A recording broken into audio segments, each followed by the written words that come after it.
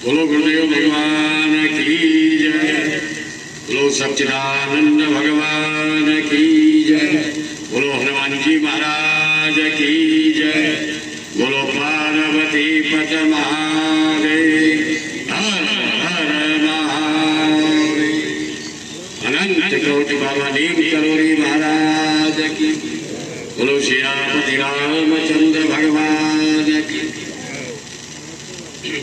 जय श्री राम।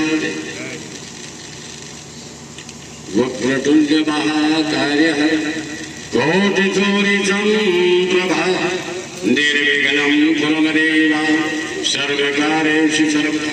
श्रीमन्महागणाधिपतये नमो नमः। ब्रह्मा मुरारी क्रांतिकारी भानु शशि भौमो सुतो बुधस्य गुरस्य सुत्यः शरीराहुकेतवा सर्वे ग्रह शांति करो भवन्तु। देवा शांति वनस्पति शांति गणा शांति गुंग शांति ओम शांति। स्थान देवताभ्यामाय नमो नमः। कुल देवताभ्यामाय नमो नमः। ग्राम देवताभ्यामाय नमो नमः। वसुदेवताभ्यामाय नमो नमः। चंद्रवामन सुर देवानां सर्वभूताय नमस्तुते नमो नमः। बोलो गुरुदेव भगवान की जय। महादेवति चरणकमलभ्यो नमो नमः। सर्वब्राह्मण देवताभ्यामाय नमो। 33 करोड़ देवताभ्यामाय नमो नमः। सिद्ध बुद्ध सहितो श्रीमन महागणाधिपतये नमो नमः। बोलो गुरुदेव भगवान की। मंगलम भगवान विष्णु मंगलम गरुड़ध्वज मंगलम पुंडरीकाक्ष मंगलाय तनयो हरि। तो गुरुर्ब्रह्मा गुरुर्विष्णु गुरुर्देवो महेश्वरा गुरुर्साक्षात् परम ब्रह्म तस्मै श्री गुरुवे नमः। बोलो गुरुदेव भगवान की जय। बोलो भक्त भगवान की जय। बोलो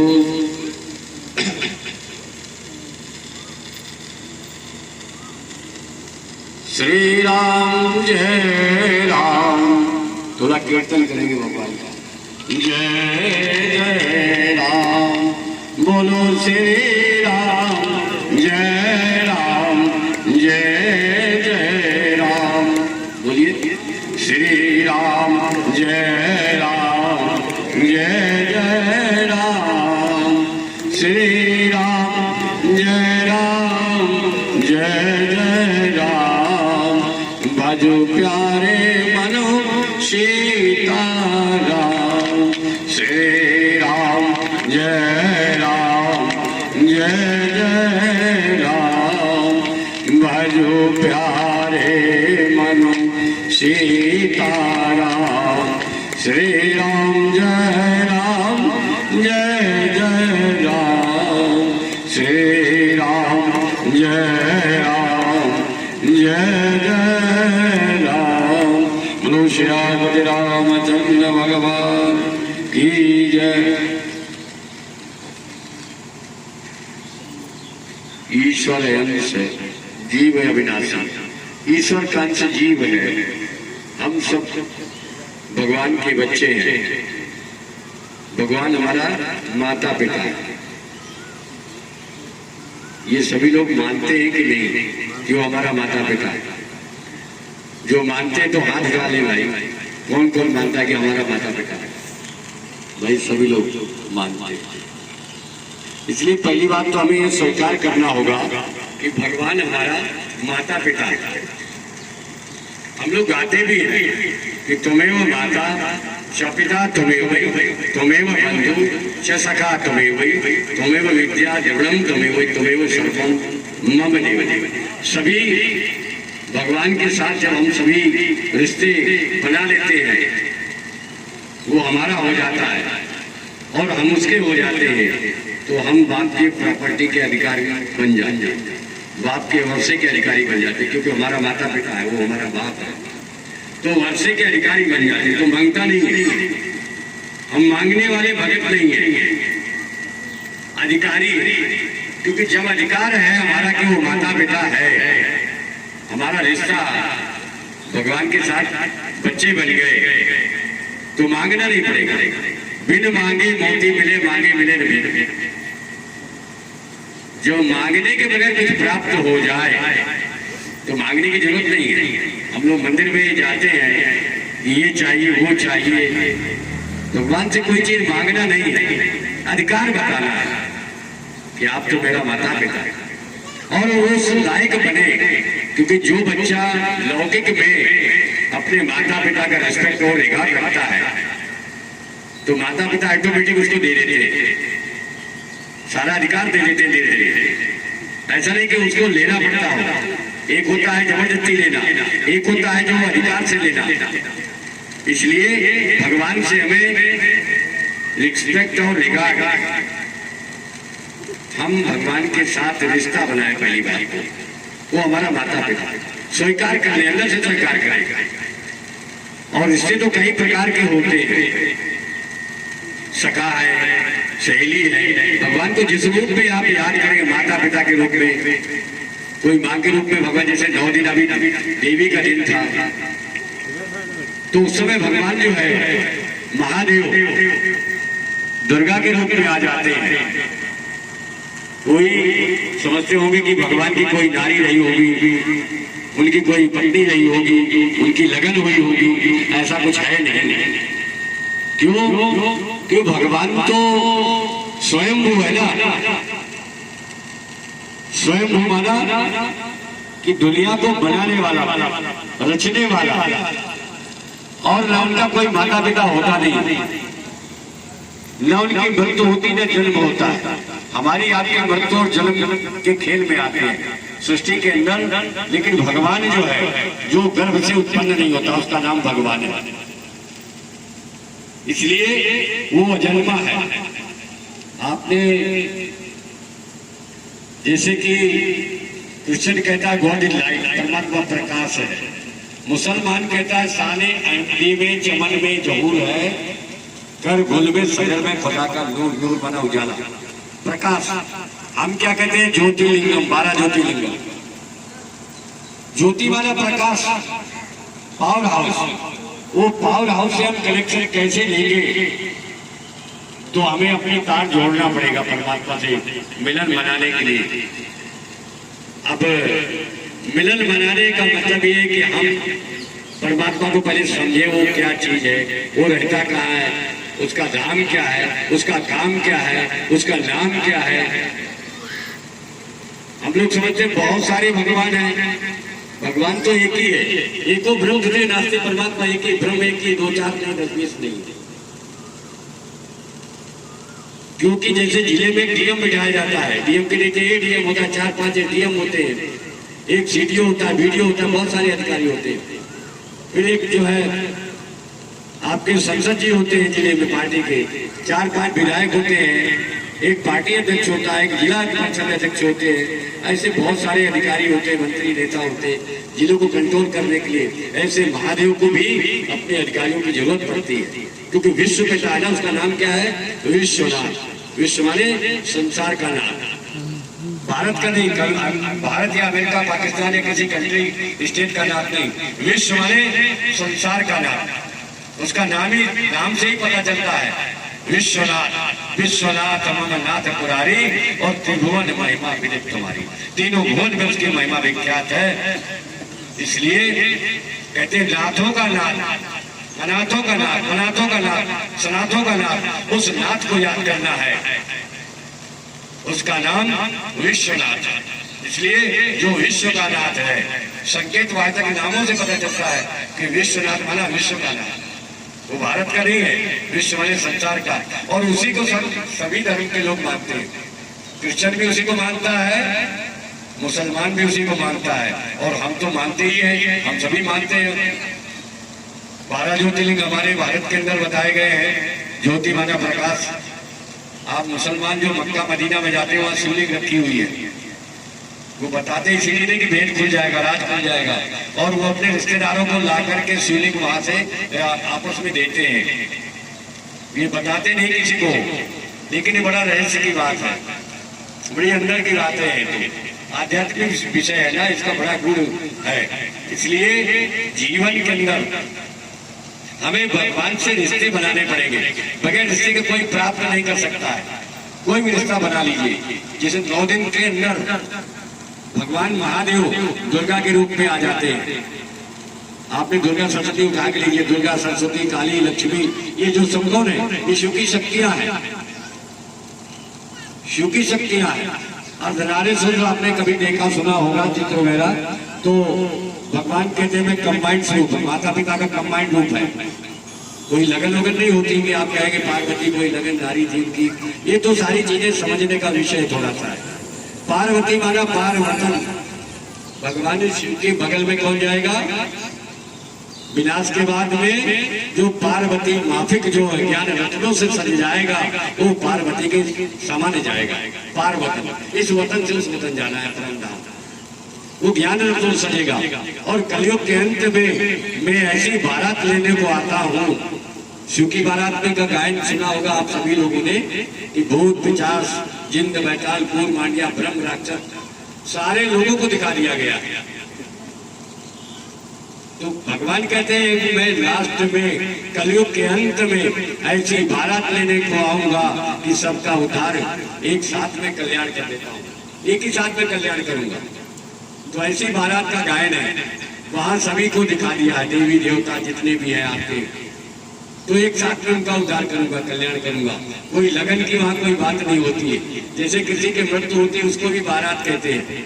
आप बनारस के अंदर जाएंगे ना तो बाकायदा बैंड बाजा के साथ में बारात जाती है। जैसे शादियों में लोगों की होती है ऐसे बैंड चलते हैं, ऐसे वहाँ भी हमारे आश्रम के नीचे बनारस में हमारा आश्रम है धरोड़ा में, तो वहाँ जब भी किसी की मृत्यु होती थी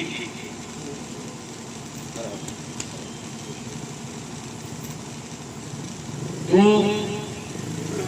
जो मृतक होता था वो मंदिर के सामने वहां रख करके, और नियम है कि जो भी वहां संत या महात्मा या कोई भी रहेगा तो जाकर वहां फूल अर्पित करके और विदा करेगा। बाकायदा बैंड बाजा के साथ में वो बारात जाती है। राम राम सत्य है और सब असत्य है। राम भी आप समझते होंगे कि राम कोई दूसरे थे, शिव जी कोई दूसरे थे। ये आपको बहुत गूढ़ बात बता देते हैं, अभी तक कोई नहीं बताया होगा। रामंत योगेश रामा, जो योगियों के अंदर भ्रमण करता हो उस राम को याद करना है। रा से रामेश्वर और माँ से महेश्वर, शिव जी का ही नाम राम है। ये अभी तक पता नहीं होगा आप लोगों को। रा से रामेश्वर और माँ से महेश्वर, तुलसी जी ने जपा, हनुमान जी ने जपा, वाल्मीकि ने मरा मरा किया, महेश्वर रमेश्वर महेश्वर रमेश्वर तो ब्रह्म के समान बन गया। आज हनुमान जी ने राम रसायन तुम्हारे पासा, सदा रहाऊं रघुपति के दासा, राम नाम का रसायन भी लिया उन्होंने। तो क्या हुआ? अष्ट सिद्ध नवनीत के दाता, अष्ट सिद्धि आ गई, नौकरी देने वाले बन गए। ऐसे हमें भी गृह कार्य के अंदर जैसे अपनी माताएं बहनें बेटियां जो भी यहाँ पर बैठी हैं, जो यहाँ पर मैक के द्वारा सुन रहे हैं, घर पे भी हैं, किसी भी घर के अंदर है या खेत में है, खलिहान में है या कहीं भी है, दुकान में मकान में, जिनके कानों पर ये आवाज जाती हो तो हमें गृह कार्य के कार्य करते हुए झाड़ू लगा रहे, खाना बना रहे, किचन में कपड़े धो रहे, राम राम करने में किसी को कोई दिक्कत नहीं है। क्यों? राम नाम की लूट है, लूट सके जो कोई, अंतकाल पछताएंगे, प्राण जाएंगे। भगवान कहते हैं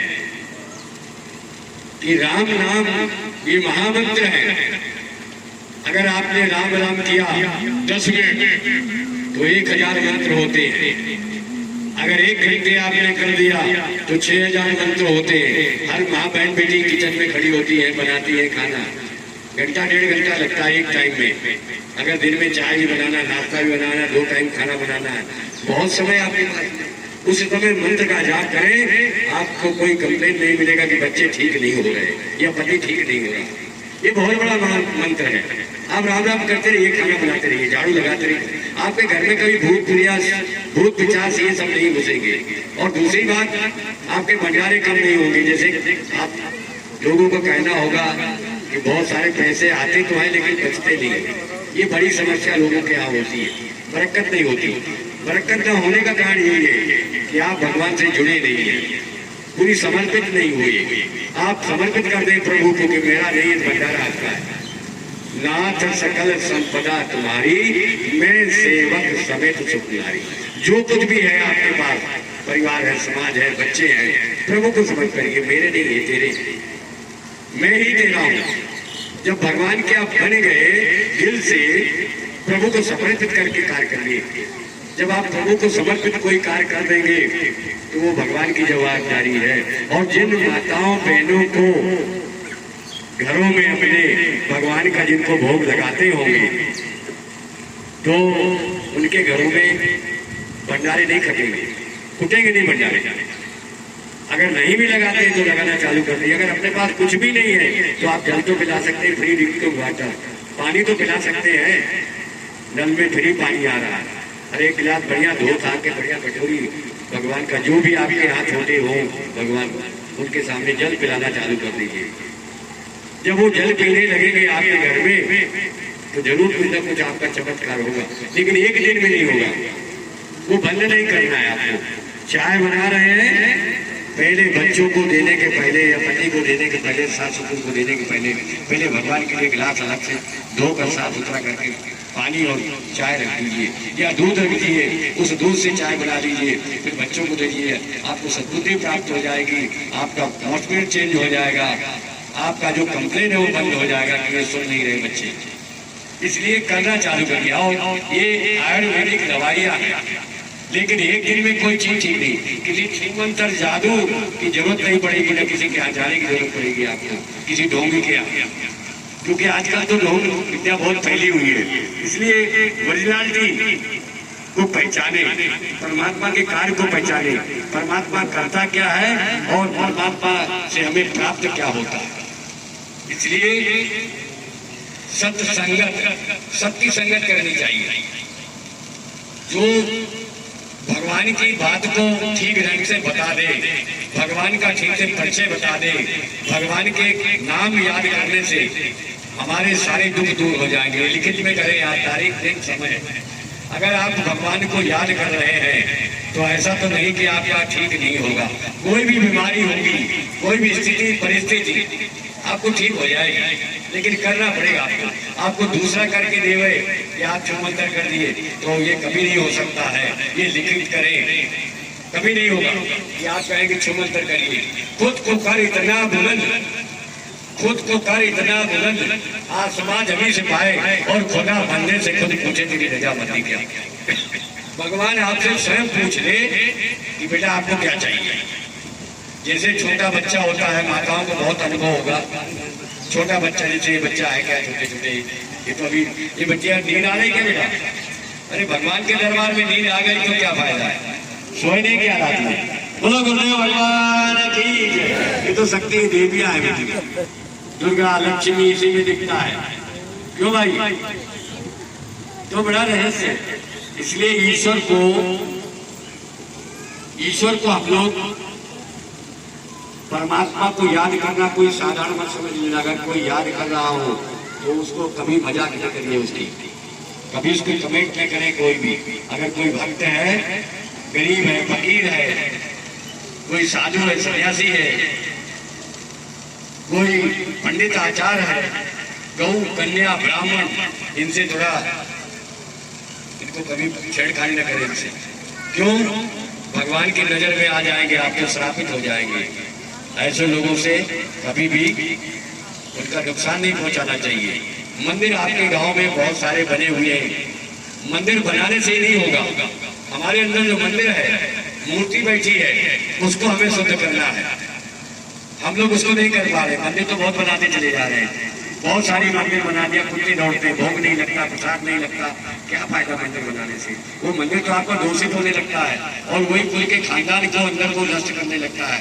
वो आत्मा आपने जिसको बिठाया है वहां पर, वही मूर्ति को वो श्राप देने लगती है, क्योंकि उसका भोजन प्रसाद बंद कर देते हैं।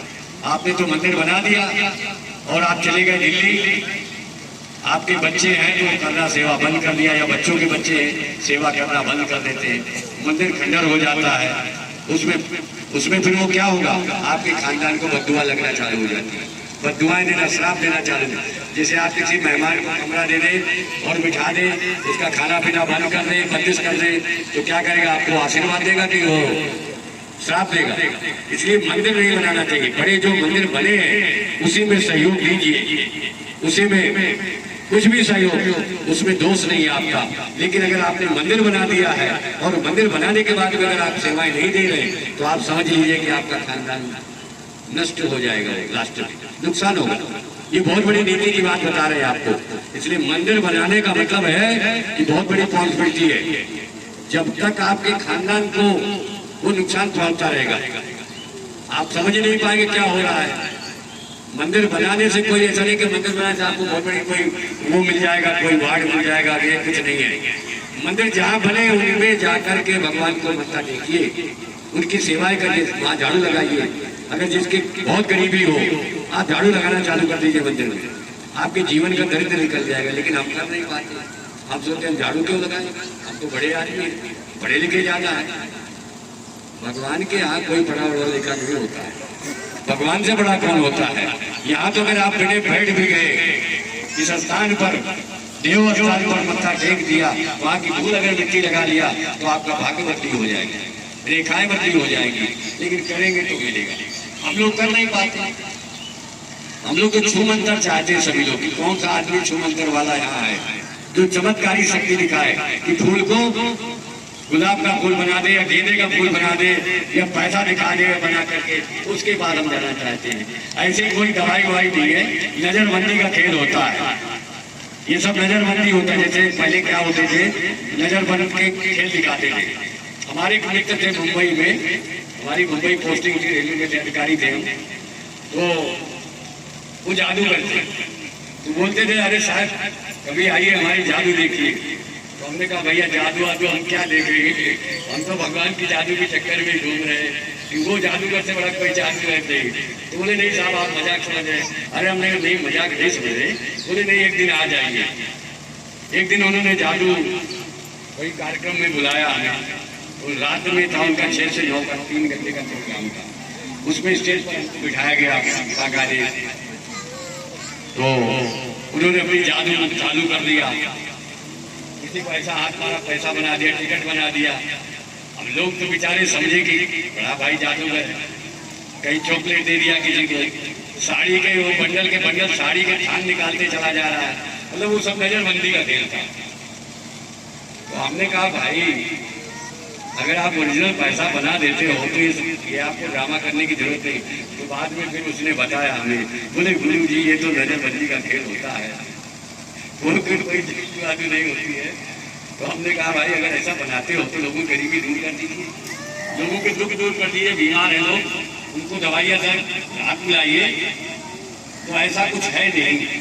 ये सब थोड़े समय के लिए चमत्कार, आंखों को नजरबंदी करते हैं, वो अपना घर से दिखाते हैं। इसलिए ऐसे जादूगरों से भी बचे रहें आप लोग, और भगवान से प्रार्थना करें, प्रार्थना करें ईश्वर से। जिस भी देव को मानते हो बात वहीं तक जाएगी। किसी भी देव को मानते हैं आप, किसी भी देवी देवता को मानते हैं, वो भगवान तक बात जाती है, महादेव तक बात जाती है। क्योंकि फाइनल जो रजिस्टर होता है वो महादेव के पास ही जाता है। जितने भी देवी देवता बैठे हैं ना, वो सारे उन्हीं के पास में जाते हैं। क्योंकि देखिए 3 चीजें महादेव ने किसी को नहीं दिया है, वरदान और मृत्यु और जन्म। 3 चीजें किसी देवी देवता के हाथ में नहीं दिया, उन्होंने अपने अंदर में रखा है। जब किसी को वरदान लेना होता है, चाहे वो देवता हो या असुर हो या साधारण आत्मा हो, तो महादेव के पास जाना पड़ेगा, तप करना पड़ेगा। बिना तप के नहीं मिलेगा। इसलिए हमें घर गृहस्थ में रहते हुए माताओं के लिए कहिए हमें टाइम नहीं, टाइम बहुत है। झाड़ू लगा रहे हैं, राम राम करते रहिए। कपड़े धो रहे हैं, राम राम करते रहिए। दिल याद ले, हाथ काट ले। दिल से भगवान को याद करना है और हाथों से काम भी करना है। काम बंद करके नहीं बैठना है। खाना बनाते हुए याद करिए भगवान को, आपका पावर आ जाएगा, आपको शक्ति आ जाएगी। इसलिए माताओं बहनों को कहा गया गृह लक्ष्मी। जो माताएं भक्त हैं भगवान के, वो गृह लक्ष्मी हो गई, उनके घर में लक्ष्मी का वास रहेगा। लेकिन जब हम भगवान को याद ही नहीं करेंगे, टीवी चालू करके हम लोग फिल्म देख रहे हैं, खाना बना रहे हैं, तो क्या होगा? गुस्सा आएगा, वो गुस्से का सीन देखेंगे, आपके अंदर जाएगा, वो बच्चों में गुस्सा बढ़ जाएगा, आपके अंदर बढ़ेगा, तो बच्चे क्या करेंगे? कुछ नहीं, आप कोई सुधार नहीं हो सकता है। इसलिए सुधरने के लिए स्व परिवर्तन तो विश्व परिवर्तन, अपने आप को ठीक करना पड़ेगा, पहले स्वयं से ठीक होना पड़ेगा। स्वयं जब ठीक हो जाएंगे, हम संस्कारी हो जाएंगे, तो हमारा बच्चा भी संस्कारी बनेगा। और संस्कार ही सब कुछ है जीवन के अंदर। आपके पास बहुत पैसा आ जाएगा, शिक्षा ज्यादा आएगी, पद मिलेगा, पद आएगा, धन आ जाएगा, धन आएगा तो क्या होगा? अहम और वहम आ जाएगा, और जब अहम और वहम आ गया तो उसकी कोई दवाइयाँ नहीं है, किसी कारखाने में कोई दवाइयाँ नहीं है। इसलिए अहम और वहम से बचे,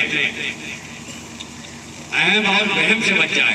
अगर आपके पास भगवान ने बहुत शिक्षा दिया है तो शिक्षा को अच्छे कार्य में लगाना चाहिए, उसको गलत नहीं लगाना चाहिए। इसलिए धर्म धारणे की धारणा संस्कृत में लिखा है, जो धर्म को धारण करे वही धर्म है।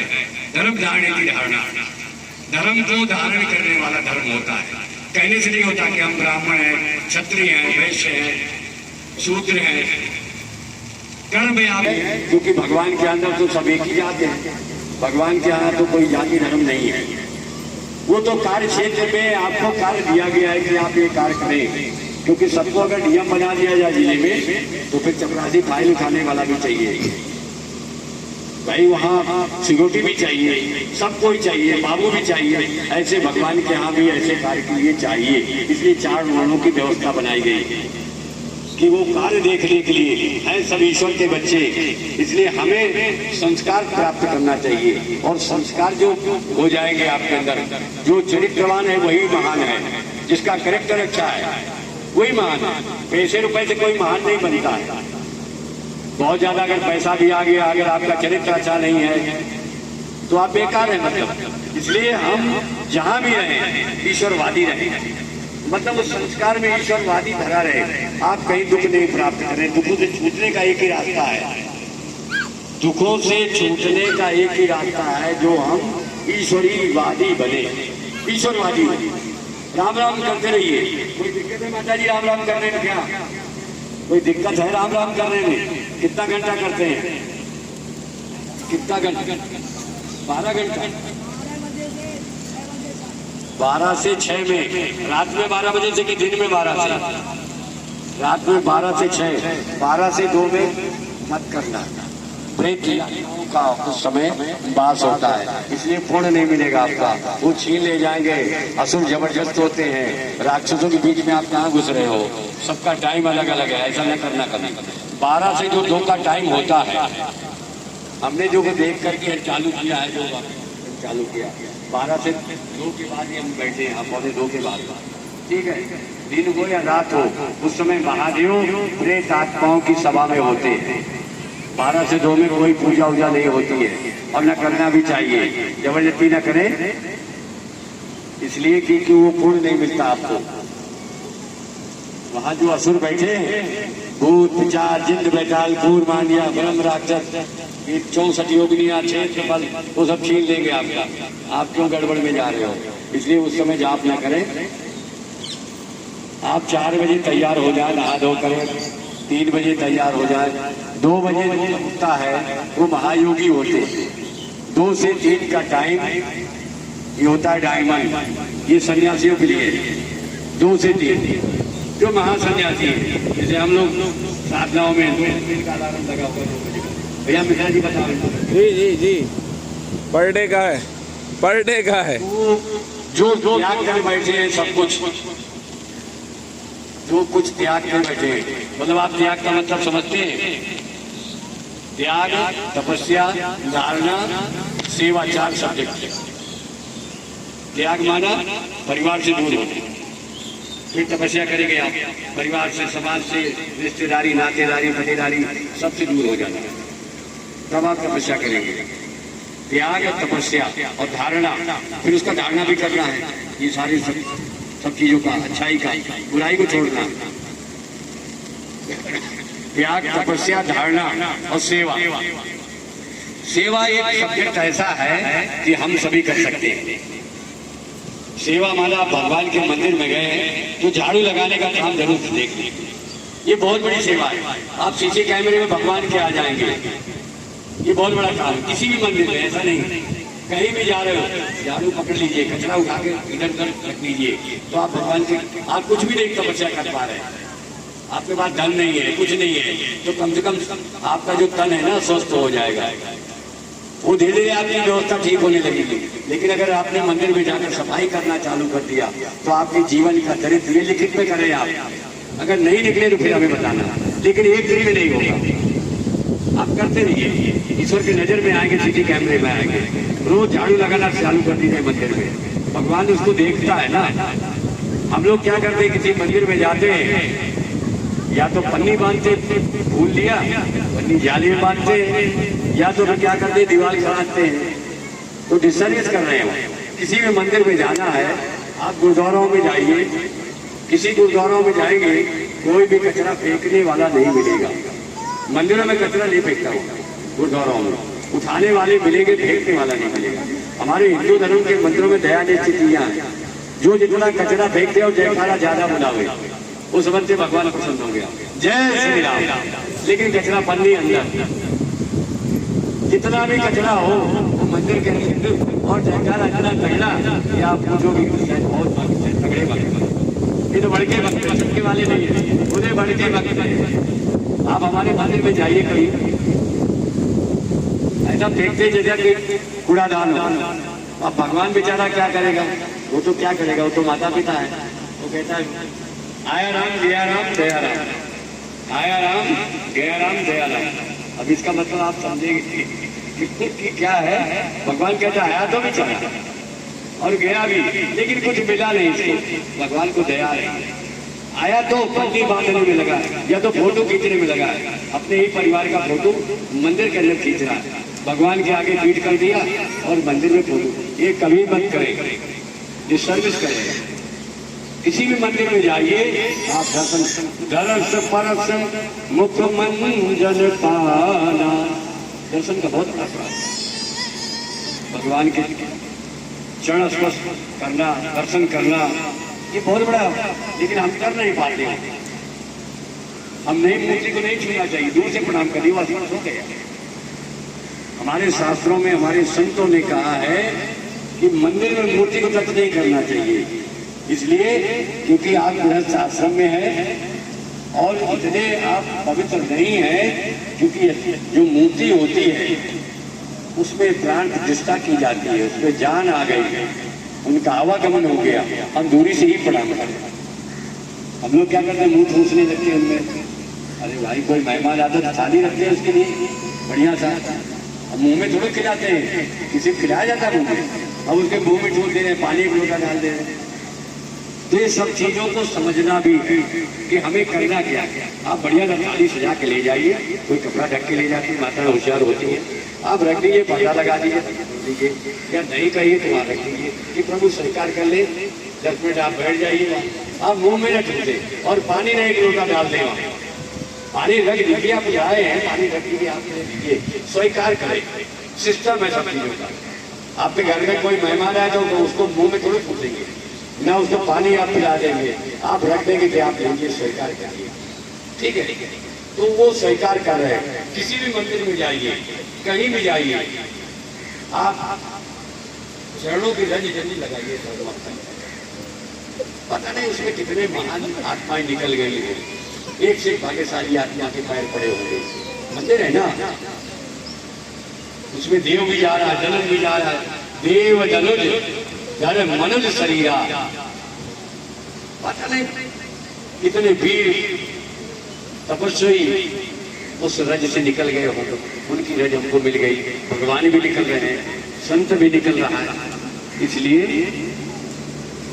ये सब चीजें समझने का विषय है, बगैर समझ के भक्ति प्राप्त नहीं होती। भक्ति और ज्ञान वैराग्य, भक्ति माना स्टडी आप संपूर्ण नहीं बन गए। 10 साल से मंदिर में जा रहे हैं, या 5 साल से जा रहे हैं, या 10 साल से 20 साल से, तो आप ये कहो कि हम बहुत बड़े भक्त हो गए हैं, बड़के वाले हैं, ये वहम भी ना हो जाएगा। भक्ति माना स्टडी कॉका का, जैसे सीखते ABCD। भक्ति के बाद में क्या होता है, ज्ञान, किसी ज्ञानी से मिलेंगे, कोई ज्ञान विद्वान आचार हो, पढ़ा लिखा व्यक्ति जो सात्विक हो, तपस्वी हो, ऐसे तो बहुत घूम रहे हैं। तो जिन्होंने अपने जीवन में रिसर्च किया हो पढ़ करके, तो ज्ञान आपको बता देगा ओरिजिनल कि भक्ति के बाद ज्ञान से क्या प्राप्त होगा। फिर वैराग्य उत्पन्न होगा। तो वैराग्य कोई कपड़ा लता रंगाना नहीं है। वैराग्य आदमी को अंदर से इंद्रियों का वैराग्य होता है, बुराइयों को छोड़ना होता है। जैसे हम लोग क्या करते हैं, 9 दिन व्रत रखते हैं तो खाना पीना छोड़ देते हैं, फल लेते हैं, दूध लेते हैं, मिठाइयाँ लेते हैं। तो क्या समझते हैं कि भगवान प्रसन्न हो गए? भगवान को कोई लेना देना नहीं आपके खाने पीने से। भगवान तो आपकी बुराइयों को छोड़ना है, वो बुराइयों को बदल ले लीजिए जीवन काल में, कि हम कोई ऐसी गलती न करें कि जिसको हमको भगवान महासभा के अंदर हमें दंडित करे। उसकी सभा में हम जाएं जब, तो हमें वहां दंडित होना पड़े। हम तो ग्रीन सिग्नल से हमें जाने दिया जाए, रेड वाले से नहीं, लाइन में न खड़ा होना पड़े, और भगवान भी हमें ऐसा करे। इसलिए हम लोग चलते फिरते, उठते बैठते, रोते गाते, खाते पीते, हंसते, निरंतर गीता में लिखा हुआ है कि हे वस्तु मुझे निरंतर याद कर, निरंतर चलते फिरते उसे याद करना। अब याद कोई आप कहेंगे आप तो सन्यासी हैं, आपको तो कोई दिक्कत नहीं है, ऐसा नहीं है। भगवान ने गृहस्थ आश्रम को गृहस्थ आश्रम बताया।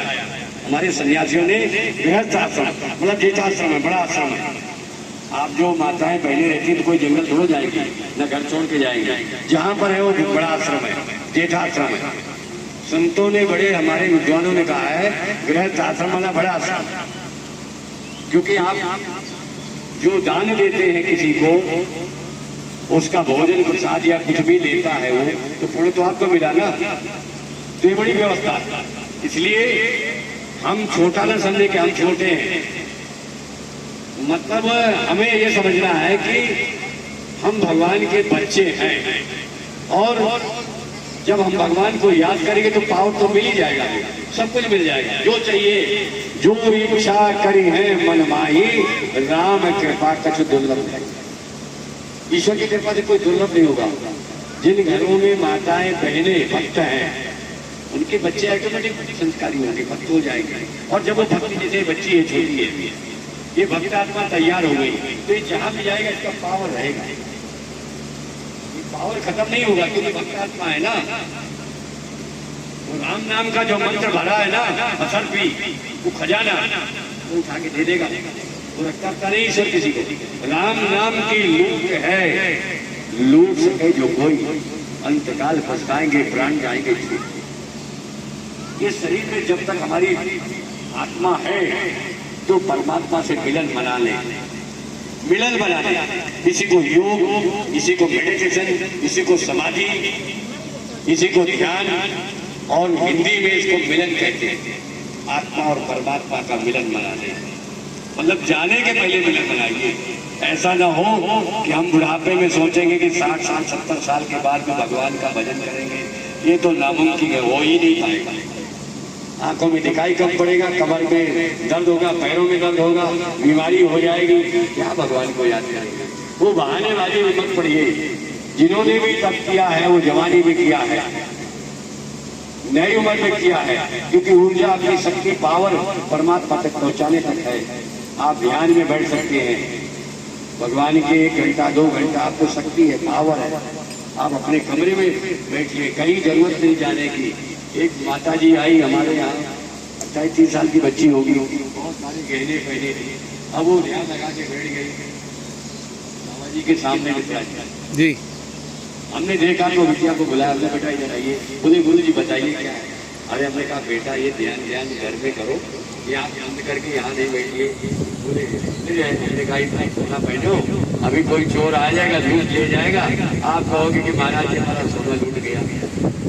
तो बोले यार ये भी होता है क्या मंदिर, मतलब मंदिर में क्या नहीं होता। आपके वहम में मत पड़िए, क्योंकि कलयुग का बात सोने में है पहला। इतना महंगा है कि आप सोने पहन के चलेंगे, मंदिर में चोरी हो जाएगी, आप दोबारा मंदिर में जाएंगे नहीं, डिस्टर्ब हो गए, आप भगवान से भी डिस्टर्ब हो गए। तो ऐसा काम क्यों करें? पॉकेट में ज़्यादा पैसा लेकर मंदिर में न जाए और भीड़ में न जाए। जिस दिन मेला हो उस दिन भगवान से मिलने न जाए। जैसे आपने देखा होगा कि मंगल दिवस होता है, तहसील दिवस इसको कहते हैं, जिले सारा अधिकारी बैठा होता है। तो मंगल अपने यहाँ तहसील दिवस है, मेला है, पंचमी मेला है। आप उस मेले में क्यों जा रहे हैं? ऐसे ही जाइए ना, मेला छोड़ के जाइए, दर्शन करने जा रहे हैं, आप भगवान से मिलने जा रहे हो, अधिकारी से मिलने जा रहे हो। अब अधिकारी जब अधिकार पर बैठा है, कोई नहीं है, ज़्यादा लोग नहीं है, तो आपकी बात सुनाई हो जाएगी, आपकी अर्जी जो है आपकी सुनी जाएगी, आपका एप्लीकेशन सुना जाएगा। आप भीड़ में जहाँ 50,000 जनता जा रही है, आप एप्लीकेशन सुन पाएगा। वो तो वही होगा, दस्तखत करते रहिए, चलते रहिए और फिर रखते जाइए, बाद में 90 में डाल दिया जाएगा, क्योंकि उसके लिए दोबारा फिर से मिलना पड़ेगा ना अधिकारी से। जब दोबारा मिलेंगे, सर देख लीजिए मैंने एप्लीकेशन दिया था, फिर से आपको बताना पड़ेगा, क्योंकि बड़ी व्यवस्था है ना। विश्व की फाइल जो है, विश्व की आत्माओं की फाइल देखना है, आप अकेले ढूंढो, इसलिए लाइन में खड़े रहिए। जहाँ भी है, घर में है ना, ऑनलाइन चल रहा है। आप सोचते हो सीसी कैमरे में कौन देख रहा है? अरे भाई, भगवान के कैमरे थोड़े बंद है, हम यहाँ बैठे हैं, इतने लोग वो सब टीवी में चल रहा है। विश्व निरंतर जो है वो सारा सीसी कैमरे के अंदर देख रहे हैं, सारा टीवी चल रही है वहाँ। यहाँ के कैमरे बंद हो सकते हैं, ईश्वर के कैमरे कभी नहीं बंद होते। इसलिए अनेक जन्मों का हिसाब ले लेता है, अनेक जन्म, एक जन्म करेंगे। बड़ी भाग्य मानुष तन पावा, सुख दुर्लभ स्वर्ग। बड़े बड़े पुराण हमारे बढ़ गए, बड़े बड़े साहित्य बढ़ गए इस मनुष्य योनि प्राप्त करने के लिए। और इस योनि के अंदर अगर हमने भजन नहीं किया भगवान का, तो हम क्या होंगे? बेकार हो गए। मान लो अगर हमने शरीर छोड़ दिया और कुछ भी भगवान का नाम हमारे साथ नहीं जा रहा है, तो हम किस कुल में जन्म लेंगे? आप अनुमान लगा लेंगे। एक होता है जैसे कोई राजाई कुल में जन्म बच्चा होता है, राजा के यहाँ जन्म लिया तो राजा का बच्चा तो राजकुमार बनेगा। साहूकार घराने में अगर आत्मा जाती है तो राजा का, सेठ का लड़का सेठ बन जाता है। अगर किसी मध्यम फैमिली में जाता है तो मध्यम फैमिली में होगा। किसी गरीब के यहाँ जाता है, रोड वाले में, तो भिखारी का लड़का भिखारी बनेगा। तो इसलिए भिखारी बन के संस्कार नहीं जाएगा। जो हम ज्यादा टाइम पर बातें करते हैं गंदी संदी इधर उधर की, तो क्या है? भिखारी बन के संस्कार। रॉयल्टी और क्वालिटी, रियलिटी, ये संस्कार ले आने चाहिए। रॉयल्टी के संस्कार अगर है तो समझ जाइए राजाई राजकुल की आत्मा है, ये अच्छे कुल में जन्म लेगी, उसके साथ सब कुछ बना बनाया मिल जाएगा, उसे वहाँ कुछ मांगना नहीं पड़ेगा और यहाँ भी मांगना नहीं पड़ेगा, वो सब उसके भाग्य से उसको प्राप्त होता रहेगा, क्योंकि वो तब करके जा रहा है। इसलिए सृष्टि से चलने के पहले ये हमें ध्यान देना है कि अपने जीवन काल में रोम रोम में राम समा जाए, रोम रोम में। इसलिए चलते फिरते भगवान को याद करना है, ये निरंतर बना ले। हम कहीं भी हैं, गृहस्थ में है, परिवार में है, समाज में है, दुकान में है, मकान में है, खेत में है, कहीं भी है, नौकरी में है, सर्विस में है। अगर आप पैदल जा रहे हैं, आपको 20 मिनट लग रहा है, तो आप करते मन में चले जाइए, किसी को मत बताइए, ये बताया नहीं जाता है किसी को। पूरा ये मंत्र जब कहीं दोहराओ, गुप्त रखा जाता है, मंत्र किसी को बता के नहीं याद किया जाता है। अगर आप बताएंगे ना तो असली शक्तियां भी घूम रही हैं। अरे वो कमेंट करेंगे पागल हो गई बहन जी, ये तो माता जी गई काम से, वो गई नहीं है, होनहार है, दैवी है। वो शक्ति प्राप्त करने के लिए तैयारी, अपनी पढ़ाई कर रही है, वो पढ़ रही है, अगले जन्म के लिए पढ़ाई कर रही है। इस जन्म में तो जो आएगा आ गया, इधर ठीक होगा, अगला भी ठीक हो जाएगा। किसी ढोंगी के पास पूछने की जरूरत ही नहीं पड़ेगी। आप 6 महीना करके देख लीजिए, आपको खुद पता चलने लगा कि शक्ति आ रही कि नहीं आ रही। आप करें और आपका सिस्टम ठीक हो रहा है कि नहीं, वो आप ऑटोमेटिक ठीक होने लगे। आपका परिवार, समाज, बच्चे, पति, सब आपका सिस्टम ठीक होने लगे। लेकिन करना पड़ेगा। आपको कहीं दूसरा कोई करके दिखा दे, छूमंतर हो जाए तो नहीं होगा। क्यों भाई? होगा नहीं होगा। इसलिए स्व परिवर्तन तो विश्व परिवर्तन, विश्व परिवर्तन तो स्व परिवर्तन। स्वयं को अपने को ठीक करना है, बगल वाले को नहीं ठीक करना है। क्यों बहन जी क्या है, वो ठीक नहीं, उनकी बहू ठीक नहीं, उनकी बेटी, अरे भाई हम ठेकेदार तो नहीं है। अपने बच्चों को ठीक कर ले, वही बड़ा वस्ताद है, वही बड़ा जादूगर है जो अपने परिवार को ठीक कर ले, वही सबसे बड़ा जादूगर है। हम क्या करते हैं, बगल वाले को ठीक करना चाहते हैं, अगल बगल वाले को ठीक करना चाहते हैं, उनके बहू ठीक नहीं, उनकी बेटी ठीक नहीं, उनके बच्चे ठीक है, अरे हमें क्या लेना देना है। किसी को मत ठीक करने में रहिए, स्वयं को ठीक करने में रहिए। और सबसे बड़ा जादूगर तो वही है जो अपने परिवार को, समाज को ठीक कर ले। उससे बड़ा कौन जादूगर हो सकता है? कोई जादूगर नहीं हो सकता, क्योंकि ढोंगी बहुत घूम रहे इस समय, दुनिया का ढोंग, छूमंतर, पैसे की चक्कर में, अरे भाई रुपया लाओ, हॉर्न करवा देंगे, ये करेंगे, वो करेंगे। इसलिए जीवन काल में अपने, अगर अपने को ठीक होना है तो परमात्मा से जुड़े रहिए। सत्यम शिवम सुंदरम, सत्य है और सुंदर है। शिव का मतलब होता है कल्याण करने वाले, कल्याणकारी। इसलिए कल्याणकारी को याद करना है। शिव का नाम ही राम है। हम लोग को यही पता नहीं था कि राम जी कहीं दूसरे थे, शिव जी दूसरे थे।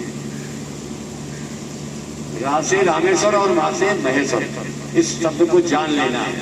आप जहाँ भी, रा से रामेश्वरी, माँ से महेश्वरी, दुर्गा सप्तती में रामेश्वरी महेश्वरी ये आता है। तो वही शिव की शक्तियाँ कौन सी? दुर्गा माँ के रूप में भगवान शिव जी आ जाते हैं 9 दिन, वो कोई दूसरी नहीं थी। तो बड़ा रहस्य है। इसलिए ये सारे रहस्य को समझ करके अगर माँ को भी याद कर रहे हैं तो शिव जी को याद कर रहे हैं, राम को याद कर रहे हैं, शिव जी को याद कर रहे हैं। एक ही नाम है वो, दुनिया में महामंत्र है। अगर आपने महामंत्र को पकड़ लिया है, आप कहीं फेल नहीं हो सकते, किसी बाजार में फेल नहीं हो सकते। इसलिए असर की जो है, आपके खजाने इतना भर लीजिए कि शरीर छूटने के तक, दूसरे जन्म होते तक, जब ज्योतिष देखे आपकी कुंडली, कहने बच्ची बहुत भाग्यशाली है, तो बच्चा बहुत भाग्यशाली है, क्योंकि आप तब करके जा रहे हो, आप अच्छा काम करके जा रहे हो। जैसे बच्चा पढ़ने वाला बता देता है कि मैं कितने मार्क लेके आऊंगा, तो हमें शरीर छोड़ने के पहले पता चल जाए कि हम किस स्कूल में जन्म लेने वाले हैं। जैसे हमें पता है कि शरीर छोड़ने के बाद हम किस स्कूल में जाएंगे, वो पढ़ाई के आधार पता चल जाता है, अपने मैनर से पता चल जाएगा। ऐसे कर्म करिए कि हमको कहीं दंडित होना नहीं पड़े, धर्मराजपुरी में जाकर के यमराज के कोड़े नहीं खाने पड़े। ऐसा काम करना चाहिए तो हम धन्य हो जाएंगे, महान हो जाएंगे और अनेकों के एक एग्जाम्पल बन जाएंगे, सिंपल बन जाएंगे। भगवान के जो भंडारे में जो सिंपल बन जाएंगे, नमूने बन जाएंगे, लोग हमें याद करेंगे। ऐसा काम करके हमें इस सृष्टि से, आनंदमयी सृष्टि भगवान की है, भगवान ने बहुत सुंदर बनाया है। जिसकी रचना इतनी सुंदर होगी, वो रचने वाला कितना सुंदर होगा। जिसकी रचना इतनी सुंदर हो, लक्ष्मी नारायण बना दिया। आप समझते लक्ष्मी नारायण भगवान नहीं थे, भगवान तो महादेव ही है, लेकिन उनको बनाने वाला कौन है? वही सत्यम शिवम। वो इतना सुंदर है हमारा माता पिता। पहले 50 साल पहले, हमारी 75 की उम्र है, 75 साल की, तो 50 साल पहले जो शादियाँ होती थी, लगने होती थी, तो बेटी दिखाई नहीं जाती थी किसी की। हम लोगों के समय में कोई कहानी नहीं सुना रहे, प्रैक्टिकल की बात है। तब लड़की दिखाई नहीं जाती किसी की भी, वो गरीब हो या अमीर हो, बड़ा हो छोटा हो, अधिकारी हो, उससे कोई लेना देना नहीं है। किसी की बेटी पे कोई पहुंचता नहीं था। अभी जो समय चल रहा है, ये तो बाजार हो गया, नुमाइश हो गई, ड्रामा कंपनी हो गई, रिश्ते चल नहीं रहे, इसीलिए कहानी यही रिश्ते नहीं चलेगी। तो सिस्टम हमारा बिगड़ चुका, हमारे सिस्टम बिगड़ गए। बेटी पे किसी की कोई पहुंच नहीं पाता, संबंध होने के बाद ही वो समझ पाता था कि हमारी धर्म पत्नी है। उसको यही पता नहीं होता था कहाँ शादी होती। तो ये सब चीजें क्या होता था, मतलब वो छोड़ नहीं पाता था। पत्नी लंगड़ी है, अंधी है, क्या है, वो पत्नी को नहीं छोड़ती था, पत्नी को छोड़ पाता था। तो सिस्टम, अब वो सारा सिस्टम बिगड़ गया। इसलिए चरित्रवान ही दुनिया में महान है। सन्यासी के पास कुछ नहीं होता, हमारे पास तो झोला कमंडल है, आप होता है, लेकिन मान सम्मान क्यों होता है? चरित्र के बदले, कैरेक्टर के बदले। आप कहीं भी जाएंगे, कहीं भी किसी क्षेत्र में जाएंगे, राजा सदी से पूजाते ही, राजा सदी से पूजाते और विद्वान सर्वता। सन्यासी की सारी दुनिया में पूजा होती है, जहाँ भी जाएगा मान सम्मान से। किसी घर में पहुंच जाएगा, उसको सम्मान मिलेगा। क्योंकि हमारी सभी बहन बेटियां, अपनी बहन बेटियां, जब ये संस्कार के अंदर बढ़ जाएगा ना, वही आदमी जहां भी जाएगा वो देवता को पूजा जाएगा, क्योंकि वो संस्कार उसके जीवन के अंदर बढ़ गया। जो भरा नहीं है भावों से वह निज सभी रिश्तेदार, वो हृदय नहीं है वह है जिस पल स्वदेश का प्यार है, जिन्हें अपनी बात बहन बेटी बच्चों को प्यार प्यार वो करके रखें। इसलिए हमें ये संस्कार जीवन में, पहले के लोग ज्यादा दिन नहीं हुए, 50 साल के पहले वाले जो व्यक्ति होते थे, उसके पहले और जो 100 साल पहले बहुत अच्छे लोग हुआ करते थे, झूठ नहीं बोलते थे। अगर वचन कह दिया कि मैं आप ये कार्य करूंगा, तो आपको वचन दे दिया उसने, वो झूठ नहीं बोलेगा। आज तो पता नहीं आपको कह रहा है और 10 बार वो दूसरे को 10 बात बता देगा। तो ये भी अपने जीवन में बनाना चाहिए। अगर विश्वास रखना है, कहीं दोस्ती है तो झूठ मत बोलिए। आप यहाँ खड़े कानपुर में बता रहे हैं, अरे भाई नहीं मिलना चाहते, तो उसको बता दी भाई 2 दिन बाद मिलेंगे, तो आपके पहले से बना रहेगा, विश्वास नहीं हटेगा। आपने फोन नंबर दिया किसी को, फोन बंद कर दिया, अरे भाई नहीं पहुंच पा रहे, आप उसको बता दिए भैया आज टाइम नहीं मिल पा रहा, मैं काम से हूँ, कल आपसे मिलूंगा, परसों मिलूंगा, आप स्विच ऑफ कर दिया। तो सिस्टम गलत है। समाज में रहना है तो सिस्टम को भी ठीक करना होगा। हम लोगों के फोन नहीं बंद होते, भले फोन नहीं उठा, कोई कारण बस मान लो बैठे हैं कहीं सभा में, या अधिकारी बैठा है, कोई नेता बैठा है, फोन नहीं उठा पा रहे, लेकिन बाद में कॉल देखेंगे तो जरूर हम फोन करेंगे कि भाई बताइए क्या सेवा है हमारे पास। जैसे भैया कभी कभी फोन आता था नहीं उठा पाए, तो अगर हम देखते हैं कॉल पड़ी है तो इनको फोन करते कि बताइए। तो ये सिस्टम है, समाज में रहना है तो सारे सिस्टम को समझ के रखना है।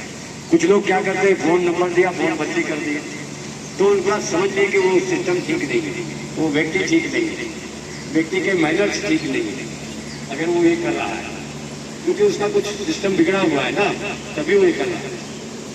इसलिए झूठ कम बोलना चाहिए, झूठ नहीं बोलना चाहिए। झूठ वहाँ बोलिए किसी की मृत्यु अगर कोई करने जा रहा है, उसमें अगर झूठ बोल रहे हैं तो कोई दिक्कत नहीं, किसी के बचाव के लिए। लेकिन जानबूझ जे संग्रह करें, छोटी छोटी बातों में झूठ बोल रहे हैं, तो ऐसा भी नहीं करना चाहिए। सत्य कोई चीज को समझ कर कार्य करिए। इसलिए ईश्वर से कुछ प्राप्त करने के लिए सच्चे दिल पर साहेब राजी होता है। हमारा जो साहेब है, भगवान को हम साहेब कहते हैं, उसको माता पिता तो कहते हैं, लेकिन सबसे बड़ा साहेब तो वही है।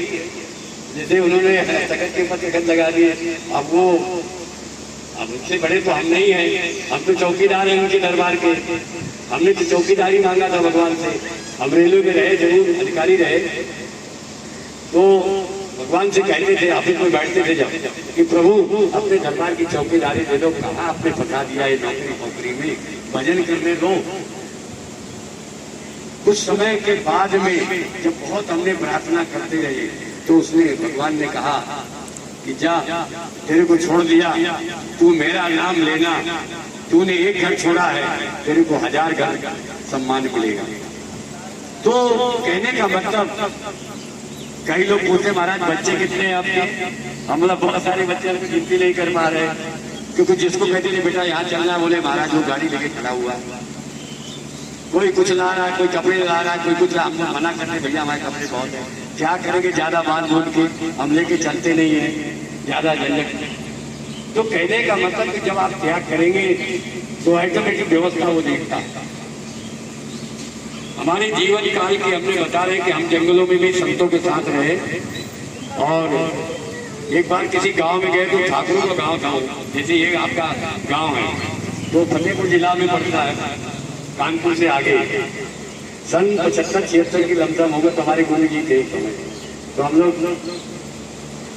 गुरु जी थे और हमारे उनके शिष्य 2-3 और थे, 4-5 लोग हम लोग थे। तो भिक्षा उस समय सन 75-76-77 के दरमियान 80 तक बस्ती में भिक्षा होती थी, और जंगल में संत रहते थे। अब तो हर जगह आश्रम बन गए, तब जंगल में रहते थे। तो किसी गांव में गए भिक्षा के लिए हमने, तो 5 उनके मुद्दे थे, 5 लोग लड़के भी थे, 5 हम लोग 5 थे। तो ठाकुरों का गांव था, और ठाकुर तो जबरदस्त होते ही हैं। अब तो मान लीजिए सरकारों ने दबा दिया, सन 70-75 में चलती थी। हर जिले में एक ठाकुर जो है जबरदस्त होता था, तो उन बच्चों ने कुत्तों को दौड़ा दिया। अब कुत्ते ऐसा आए कि लग रहा हम लोग बहुत काट लेंगे, तो हम लोग तो डर गए क्योंकि उतने पक्के नहीं थे हम लोग तो उस समय। लेकिन गुरु जी आगे थे, हम लोग पीछे थे। गुरु जी जिस कुत्ते के ऊपर हाथ रखा, दौड़ के आया तो उनके चरणों में गिर गया और उनके चरण चाटने लगा पैर में। जो 5 कुत्ते उनके चरणों में लौट गए। हम देख करके वहीं हैरान हो गए कि ये बहुत बड़ा पावर है इनके पास। इसका मतलब जो कुत्ते दौड़ के आए काटने के लिए, जो बच्चों ने दौड़ाया, अब वो हंस रहे हैं वहां खड़े हुए। और गुरु जी ने जब देखा तो उनको बुलाया और बुलाकर बोला, उनको गुरु जी ने कहा कि बेटा आप कितने महान हो, कितनी बढ़िया उनको बात बताया।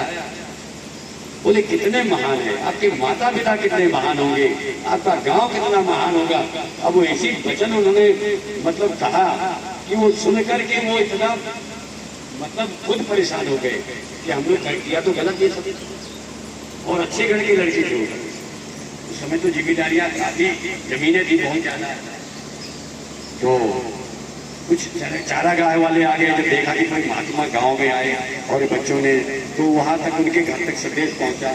उनके माता पिता आए, बड़ी क्षमा याचना मांगा कि महाराज गलती हो गई, हम श्राप न दे हमें। बोले नहीं श्राप तो नहीं देंगे, ये बच्चे आपके बड़े महान हैं। फिर उन्होंने गुरु जी के लिए बड़ा सम्मानित करके ले गए और 4-5 दिन तक रोका उन्होंने। फिर आश्रम बनवाया वहाँ गांव के बाहर, बड़ा सम्मान किया। तो कहने का मतलब कि भक्ति में बहुत बड़ी शक्ति है।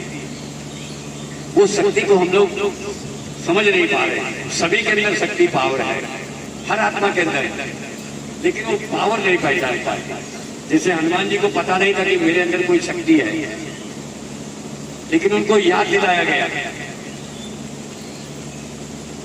तो पावर जब समझने को अपने अंदर हम समझ पाएंगे कि हम पावर प्राप्त कर सकते हैं, शक्ति प्राप्त कर सकते हैं, तो वो मंत्र से ही प्राप्त करेंगे, नाम से ही प्राप्त करेंगे।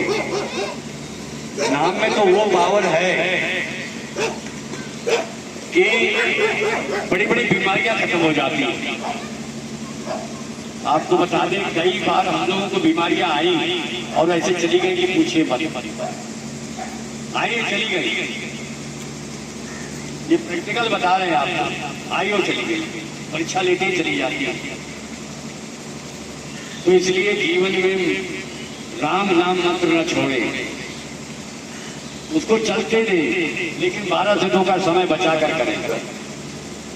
जहां तक हो सके 12 से 2 के समय में रेस्ट कर लीजिए या और कोई कार्य करिए, चाहे रात हो या दिन हो। क्योंकि 12 से 2 में अगर पूजा आप करते हैं ना तो फल नहीं मिलेगा। क्योंकि भगवान महादेव उस समय असुरों की सभा में बैठे होते हैं, भूत पिशाच जिन बैताल गोर बांडिया, उस सभा के अंदर अगर आप वहाँ उनके समय में 2 घंटा उन्होंने मांगा, 24 घंटे के लिए में 22 घंटा हमारे लिए, तो 22 घंटे में हम लोग 5-6 घंटा तो रेस्ट करेंगे। 5-6 घंटा, 7 घंटा, 8 घंटा तो बहुत नहीं सोना चाहिए। इससे ज़्यादा सोने से बीमारी भी ज़्यादा होती है। ज़्यादा अगर सोते हैं कोई तो बीमारी होती है। और सूर्य उदय के पहले उठ जाना चाहिए, ये ध्यान रखें आप लोग।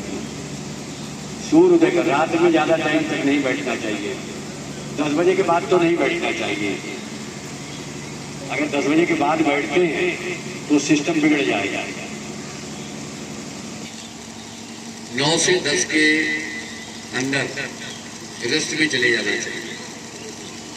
अगर 9 बजे आप सो जाते हैं तो ऑटोमेटिक 4 बजे उठ जाएंगे, और 4 बजे जो उठ जाएगा तो आप 40-45 मिनट तैयार होने में लगेंगे। आप झाड़ू मारिए, घर में सफाई करेंगे, लेटिंग जाएंगे, रेस्ट करेंगे, स्नान करेंगे, तो आपको, और उसमें आप भजन करते रहिए। आपका एक रूटीन बना लीजिए, जीवन निकाल के लिए। आपको कहीं जाने की जरूरत नहीं पड़ेगी, आपको डॉक्टर के यहाँ भी जाने की जरूरत नहीं पड़ेगी, ज्यादा बीमारी नहीं आएगी आपके जीवन में। और रात में खाना भी नहीं, ज्यादा नहीं लेना चाहिए, हल्का लेना चाहिए। सोने का है ना, आप सोएंगे, सोने में क्या खाना पचेगा नहीं। और उम्र वाले को तो ज्यादा खाना नहीं चाहिए रात में। हम लोग तो छोड़ देते, रात में खाना नहीं खाते, दूध ले लेते, खाना नहीं खाते, एक टाइम लेते। बाई चांस अगर हल्का फुल्का लिया तो ठीक है, लेना है अगर किसी को खाना तो 4-5 बजे के पहले थोड़ा ले लीजिए, अगर उम्र ज्यादा है। बच्चों की बात अलग है, बच्चों को जो भूख लगती है ज्यादा, तो उससे क्या है कि वे स्वस्थ रहेंगे। जो उम्रदार व्यक्ति है अगर ज्यादा खाना रात में लेंगे तो फिर क्या होगा, बीमारी ज्यादा होगी, नींद ज्यादा आएगी, मोटे हो जाएंगे, बीमारी ज्यादा होती। इसलिए खाना कम जरूरत पर लेना चाहिए, जितनी जरूरत है। स्वास्थ्य को भी ठीक रखना है, क्योंकि हेल्थ इज वेल्थ। तुलसी धन धाम शरीर से, अगर शरीर स्वस्थ है तब तो आप भजन करेंगे। अगर बीमार है तो भजन का मन लगेगा, मन नहीं लगेगा। इसलिए भजन करने के लिए सात्विक भोजन करना पड़ेगा। परमात्मा को स्वीकार करा के भोजन करेंगे, भगवान को भोग बनाएंगे कि प्रभु के लिए मैं खाना बना रही हूँ। जो भी माताएं बहने बनाती हैं ये समझे कि मैं भगवान को खाना बना, अपने माता पिता को खाना खिलाना। खाली ये ध्यान देना है कि जिसमें लहसुन प्याज हो वो भोग नहीं लगेगा। बाकी अगर लहसुन प्याज नहीं पड़ी है, जैसे दाल में लहसुन प्याज नहीं डालते हैं, या और कोई आप खीर बना रहे हैं, हलवा बना रहे हैं, तो भगवान को भोग लगा दीजिए। जिसमें लहसुन प्याज है तो वो भोग न लगाएगा। आपके घर में जो भी भगवान हो, जो भी रखे हो आप छोटे से, कहीं भी अलमारी में या कहीं किसी स्थान पर, प्रतिदिन आप उनको कुछ न कुछ खिलाएं। जो आप जितना खिलाएंगे ना उतने आपके घर में व्यवस्था ठीक होती जाएगी। ये करके देखें आप, जिनके घरों में अगर दिक्कत है किसी प्रकार की, धन की कमी है, तो भगवान को खिलाना तो चालू करिए। जब विश्व पिता खाएगा, जब बीबी भी आएगी खाएगा आपके यहाँ, बीबी भी आएगी, मतलब मंडल कुल पिता, विश्व पिता, जब वो आपके घर में खाना खाने लगेगा, नाश्ता लेगा, तो उसे सोचना पड़ेगा, किसी को देना पड़ेगा। इसलिए ये चालू कर दें।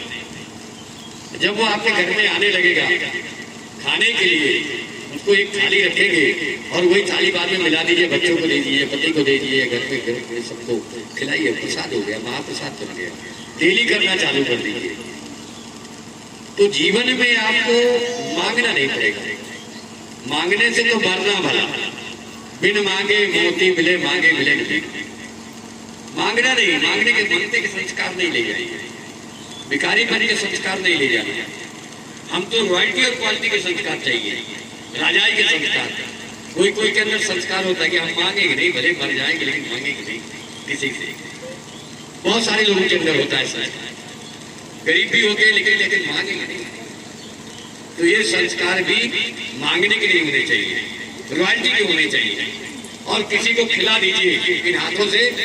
गऊ है, कुत्ता है, ज्यादा बीमार, अगर आपके घर में बीमारी नहीं ठीक हो गई तो आप दरवाजे में जो कुत्ते घूमते पालना नहीं है, 2-4-5 रोटियां डालना चालू कर दीजिए अपने हाथ से, आपकी बीमारी ऑटोमेटिक चली जाएगी। ये करना चालू कर दीजिए। गौ को रोटी खिलाइए, बीमारी नहीं जा रही, लेकिन करिए, कुछ करेंगे तो मिलेगा। खिलाइए पिलाइए, वो बढ़ेगा भी आपका, कम नहीं होगा। दान किए धन ना घटे, जो सहाय रघुवीर, और तुलसी पंछी के पिए घटे न सकता। चिड़िया पक्षी को खाना खिलाते रहिए, कुछ खिलाते रहिए, आनंद देखिए, स्वस्थ रहेंगे आप, बीमार नहीं होंगे। लेकिन कुछ खिला पिला के, हम कभी खुद नहीं खाते। कल सोचा कि चलो खाना खाएंगे शाम को, थोड़ा सा अपना अनुभव बता रहे हैं। तो सब्जी और कचौरी पूरी रखी थी, फिर विचार आया कि खाना क्या खाएं, ये तो किसी खिला देना चाहिए। बाकी तो हम 200 पूरी कुत्तों को डलवाते हैं आश्रम के बाहर, 200 गौओं को, 200 कुत्तों को डलवाते हैं, चिड़िया पक्षी को भी डलवाते हैं। तो फिर विचार आया कि नहीं, हमें क्या खाने की जरूरत है, हम तो स्वस्थ हैं, भूख भी नहीं लगी, चलो गेट पे चलते हैं। वहाँ गेट पे हम पूरी सब डाल दिया, सब्जी हमने हमने कहा जय श्री राम। तो आनंद आ गया, मतलब आनंदम परमानंदम ज्ञानमूर्तम केवलम। आनंद प्राप्त करना है तो किसी खिला कर देखने, किसी को आपको अनुभूति होगी, आनंदित हो जाएंगे। आप अपना खाना छोड़ दीजिए और एक दिन में क्या बीमार छोड़ जाएंगे और स्वस्थ हो जाएंगे। अगर आपने अपना 5 रोटी छोड़ दिया और 5 रोटी कुत्तों को खिला दिया तो आप अपना स्वास्थ्य ठीक कर लिया। वो दुआ देंगे आपको कि भगवान इनको ठीक रखना जरा। वो आपके लिए प्रार्थना करेंगे, निवेदन करेंगे, क्योंकि कुत्ते कौन है? काल भैरव की सवारी है, महाकाल की सवारी, काल भैरव की सवारी है। वो प्रार्थना करेंगे आपके लिए, निवेदन करेंगे, और निवेदन बहुत बड़ी चीज होती है। अगर कोई हमारे लिए निवेदन करता हो, इसलिए दुआ, आशीर्वाद और वरदान, ये 3 चीजें दुनिया में करनी है। आशीर्वाद तो कौन देता है? जो अपने से बड़ा होता है, अपने काका, दादा, नाना, चाचा, कोई बड़ा है, अपने गुरु, ब्राह्मण, तपस्वी, ये आशीर्वाद करेंगे आपको। लेकिन दुआ कौन देता है? कोई गरीब है, फकीर है, असहाय, बेसहाय, आपने उसकी मदद कर दिया, वो कहेगा भगवान जरा इनके बाल बच्चा ठीक है, इनको ठीक है।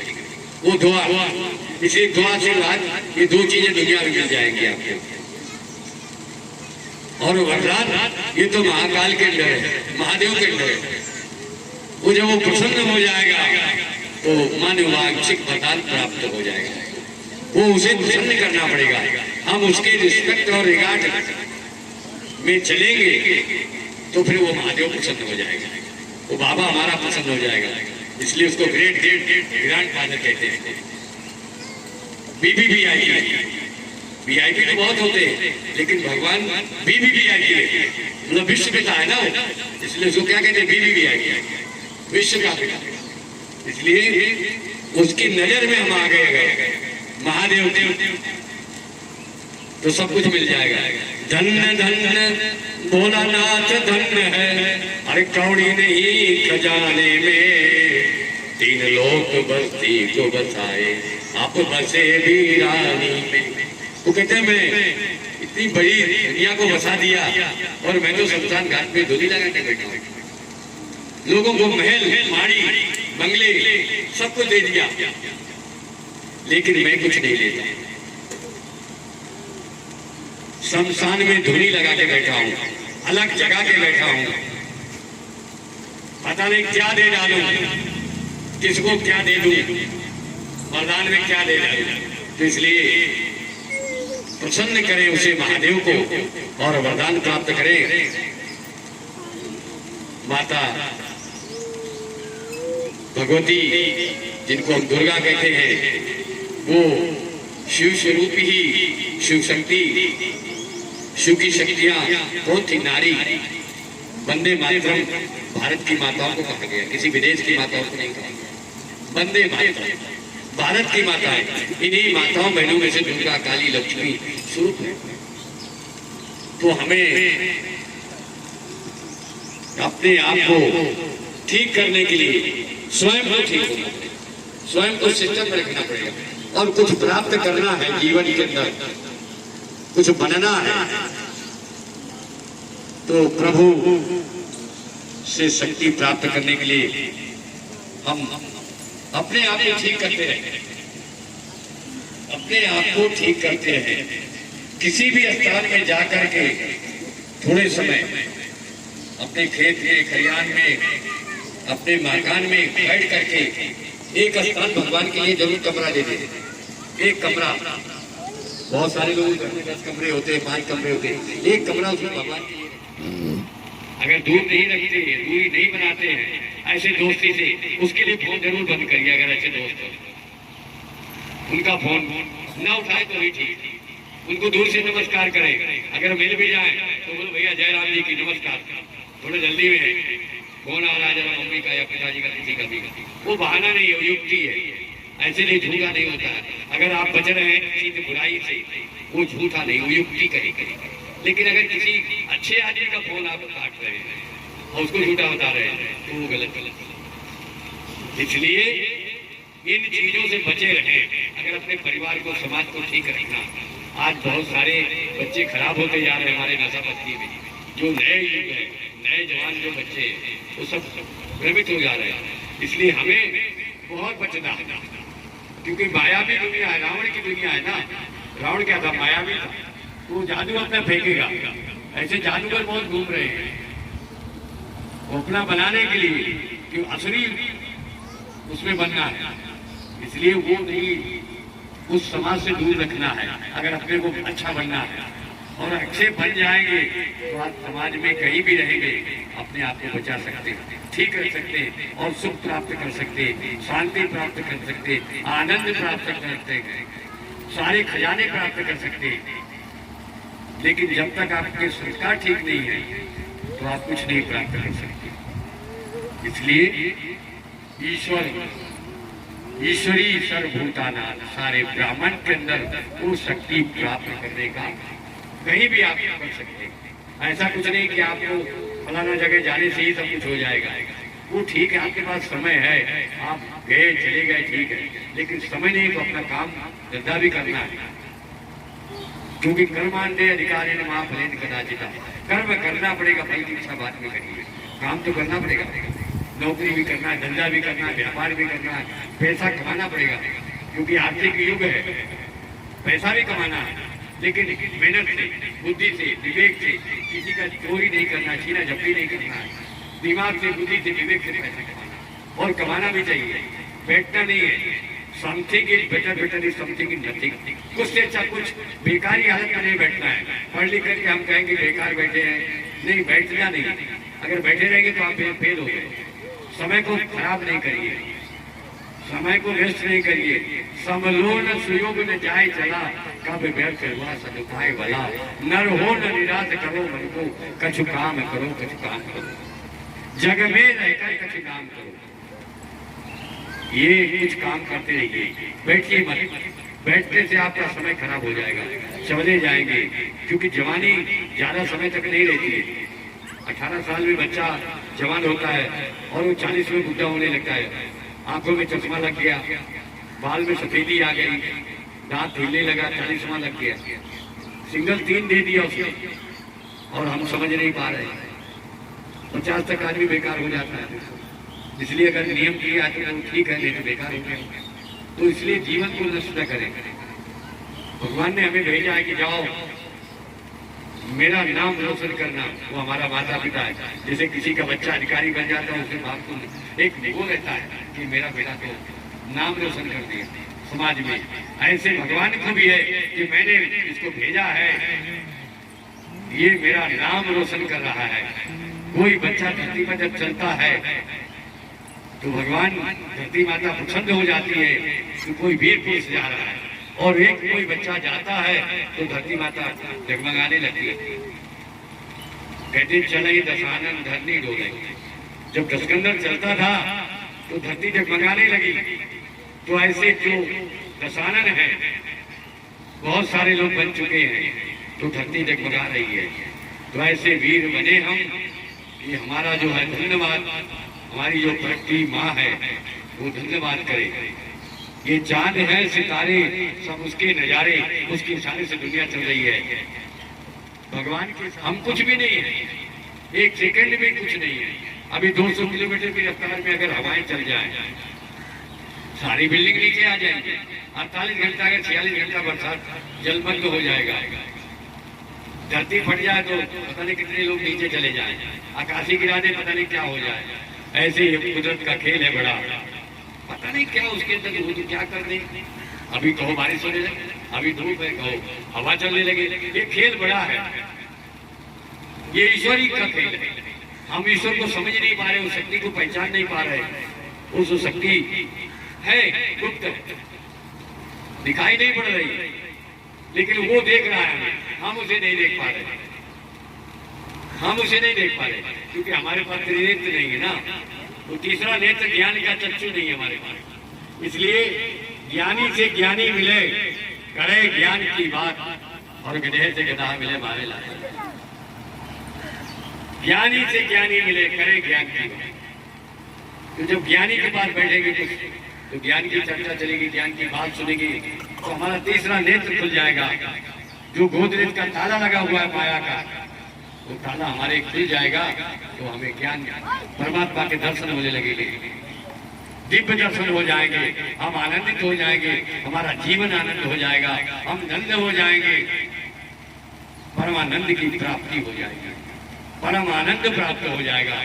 इसलिए हमें जीवन के अंदर अपने संस्कारों में ईश्वर को भर लेना है।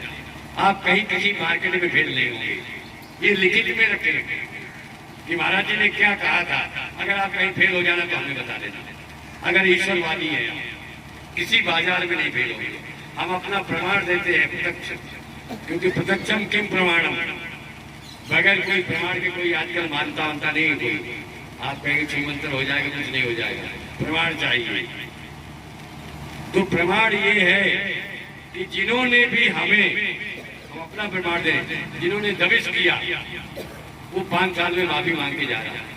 क्यों इतना पावर आ गया भगवान का कि पावर के सामने कहाँ चल पाएगा। हमने फोन किया कि महाराज जी एक महात्मा आ रहे हैं जौनपुर से, आए भाई टाटा 3 वर्ड है, ये खतरनाक वर्ड है, इनको मत धारण करिए। हम तो आप लोगों को नमन करेंगे, सभी माताओं बहनों को और बच्चियों को भी नमन करेंगे, इसलिए कि आप सब इनसे बचे रहे। ये जादू है, ये अमेरिका की बाहर की जादू है, ये हमारी संस्कृति भारत की नहीं है। हाय से हाय लग गई, बाहर से बलाएं चल गई और टाटा से सारे बच्चे टाइट हो गए। हाय से हाय, आपने कहा हाय, उसने भी कहा हाय, वो आपकी तरफ फेंक रही है, आप उनकी तरफ फेंक रहे हैं। हाय कह रहे ना, हाय हाय, अब हाय से हाय आप उनके तरफ फेंक रहे हो, वो आपकी तरफ फेंक रहे हैं। क्या जादू चलाया उसने, अमेरिका ने क्या जादू चलाया। और बाय मतलब बला आपके कितना दिमाग चला गया हो। हम लोग समझ नहीं पा रहे, अक्सर पढ़े लिखे लोग और टाटा करते हैं, सब बच्चे टाइट हैं। इसलिए ये हाय बाय टाटा, इनको थोड़ा जय श्री राम करके हम राधे राधे कर ले, राधे रामेश्वरी और माँ से मैत्री, ठीक है, या राम राम कर ले, कोई दिक्कत नहीं है। तो उस शक्ति पावर मिल जाएगा, आपके जीवन धन्य हो जाएंगे, आप महान आत्मा बन जाएंगे। आपको किसी के सामने झुकना नहीं पड़ेगा, फैलाना नहीं पड़ेगा, हाथ भीख नहीं मांगना पड़ेगा कि मुझे दे दीजिए। क्यों? ये संस्कारों को भाग्य की रेखाएं ढीली बटी होती है। ये भी आप नोट करेंगे। जब हम कीर्ति के कीर्तन में कहीं भजन में कीर्तन के अंदर तालियां बजाते हैं, ये बड़ा रहस्य बता दे रहे हैं आपको, कोई विद्वान नहीं बताया होगा आपको ये बात। बहुत सारे कथाकार आते हैं, ये भी नहीं बताया होगा कि नाम राशे रामेश्वर माँ से मैं तो शिव जी का नाम है, इसलिए ये महामंत्र है। तो जो ताली हम लोग बजा, अब वो महात्मा जी करीब 6:30 हमारे यहाँ आ गए। ये कोई कथा नहीं सुना रहे आते, ये प्रैक्टिकल बात बता रहे हैं। अभी 6 महीने पहले की बात। तो उनके पास, महात्मा जी के पास बड़ी बड़ी गाड़ियां थी, हमारे पास कुछ नहीं, हम तो भैया ये चलते। तो वो छूमंतर वाले महात्मा थे, अब उनके 10 चेले साथ में, बड़ा भक्का चेलों का। अब वो कप्तान साहब पहले ही आ गए, क्योंकि उनके शिष्य थे, जौनपुर पोस्टिंग रही उनकी। तो बोले महाराज जी आ रहे हैं, आने दीजिए, कोई बात नहीं, दर्शन करवाएंगे, दर्शन करेंगे हो। और हमने कप्तान साहब को दर्शन करा के अंदर बैठा दिया और हमने चाय बनवाया, तो हमने चाय पी ली। अब वो चाय पी रहे थे, हम भी बैठे थे। उसके बाद में वो महात्मा जी आए, दर्शन किए सारे मंदिरों में, तो 1 घंटा 1.5 घंटा करीब लगा।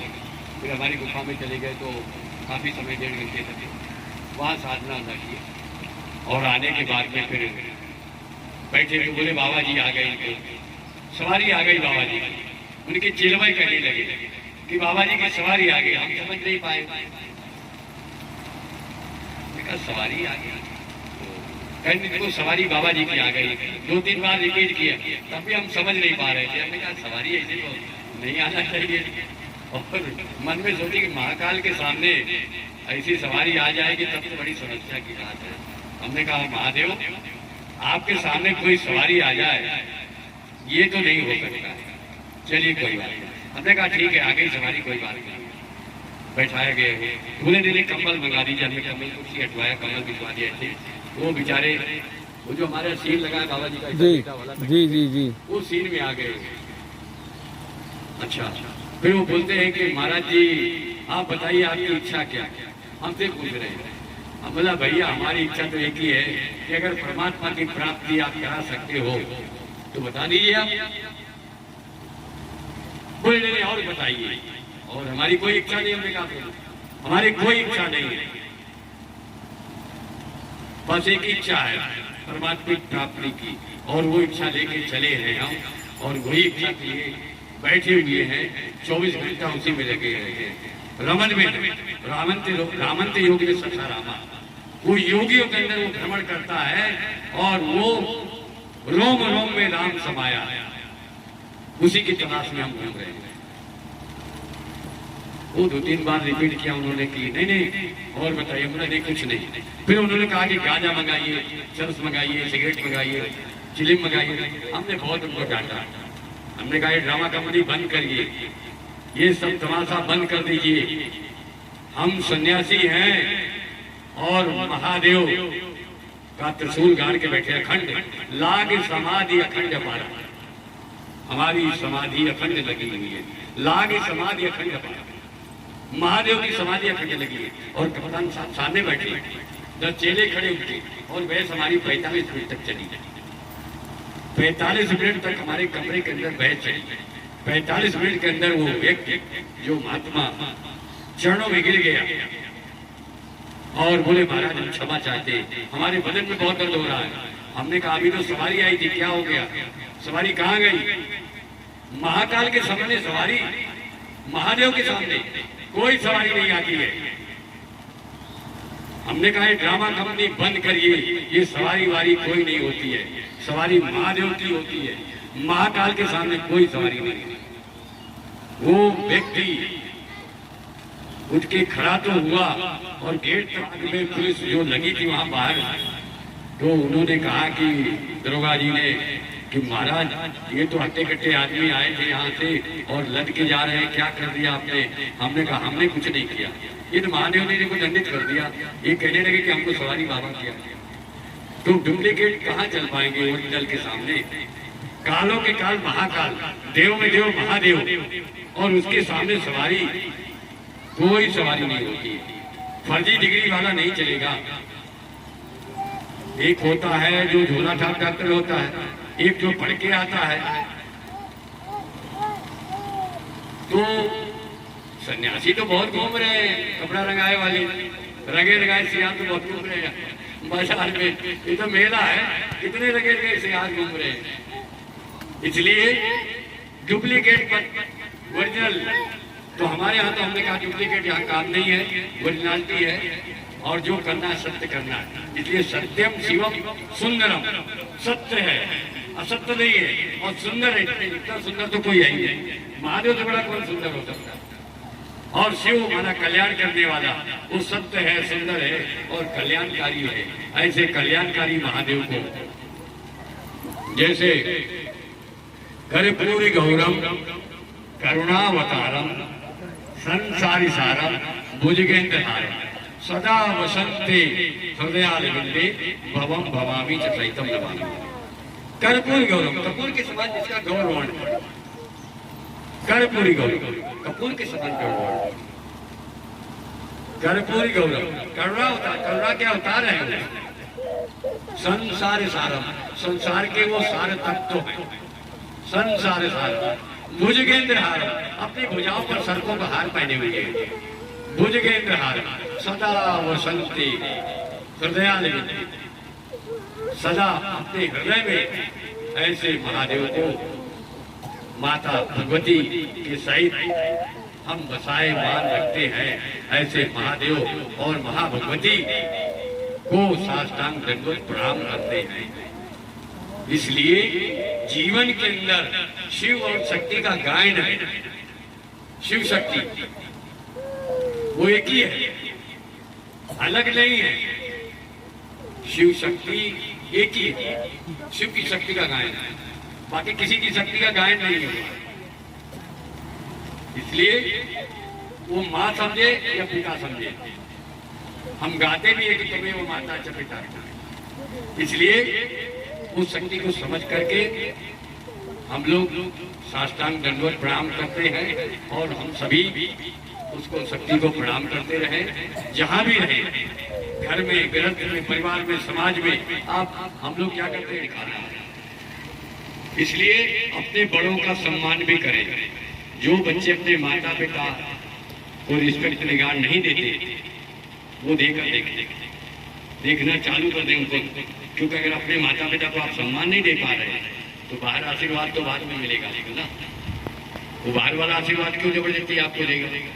पहले तो माँ बाप को अपने सम्मानित करें। कोई भी बच्चा, हम भी सभी बच्चे हैं, जो बाप भी है वो भी किसी का बच्चा होगा, जो माँ बनी है वो भी किसी की, उसका भी कोई बाप होगा, सबका है। इसलिए जिनके भी माँ बाप हों, जो भी जिसके बच्चे हों, अपने माँ बाप को सम्मानित करना चालू कर दें तो क्या होगा?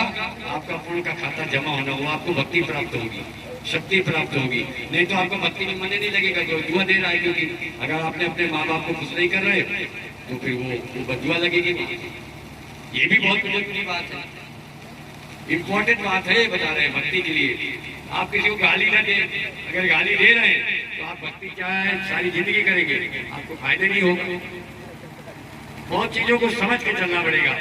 कुछ माताओं में संस्कार होते तेरा सत्यानाश हो जाए, किसी का कुछ बात हो गई, झगड़ा हो गया, अरे तेरा सत्यानाश हो जाए, ये कहीं शब्द ना कहीं किसी को कहे। अगर आपने किसी का सत्यानाश करने को कह दिया, आपने 10 साल का 15 साल मत्था मंदिर में दिन भर देखते रहे, कोई फायदा नहीं होगा। पहले आप का सत्यानाश होना चालू हो जाए। एक बुजुर्ग व्यक्ति थे तो हमारे मंदिर में आया करते थे, व्यक्तिगत बता दें आपको, तो जब भी आवे तो बोले पुजारियों का सत्यानाश हो जाए। हमने कहा पिताजी, काफी उम्र के थे व्यक्ति हो, तो हमने उनको पिताजी कहते थे, तो हमने कहा पिताजी आप तो बहुत बुजुर्ग व्यक्ति हैं, आप ये क्यों कहते हैं? तो वो कुछ जवाब ही नहीं दिए, बस इतने कहें, दर्शन बाद में करें। बोले सारे पुजारियों का सत्यानाश हो गया। किसी ज्योतिष की बात बताने पूछने की जरूरत नहीं है।